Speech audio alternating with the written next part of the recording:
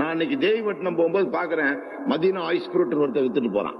அதான் அங்க பார்த்தான்னு சொல்லி அவனுக்கு ஒரு ஐஸ் ஃப்ரூட் வாங்கி சாப்பிட்டு, எவ்வளவு அதுக்கு முதல் போட்டேன். நான் பரமக்குடியில இருந்து எடுத்துட்டு வரேன். சரி இருக்கட்டும், எவ்வளவு சுத்துவேன், ஒரு 25 கிலோமீட்டர் சுத்துவேன், எவ்வளவு கிடைக்கும் உனக்கு? இந்த சைக்கிளுக்கும் இந்த அட்வான்ஸ் எல்லாம் கேட்டு 500 ரூபாய் கட்டிடுவேன், கொடுப்பான். தினம் வித்து கொண்டு காசு கொடுத்தா எனக்கு 30 ரூபாய் கிடைக்கும். எனக்கு 10 ரூபாய் 5 ரூபாய் செலவாயிரும். வீட்டுக்கு 25 இருந்து 20 ரூபாய் வரைக்கும் கொடுப்பேன். எவ்வளவு கிலோமீட்டர் சுத்துற? 30 கிலோமீட்டர். அவன் உடம்பெல்லாம் வேர்க்கு. ஆனா எனக்கு அது கஸ்தூரி மனமா இருக்கு. அவனை பார்த்தா ஒரு பெரும் வீரன் இவன்.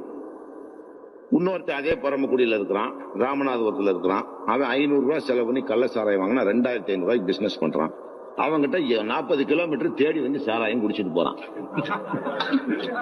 40 கிலோமீட்டருக்கு இன்னொருத்தனை கெடுத்து 500 ரூபாய் முதலீட்டுல உட்கார்ந்த இடத்துல சம்பாதிச்சுக்கிறான். ஒருத்தன் வாழ்ந்து பலரை கெடுக்கிறான்.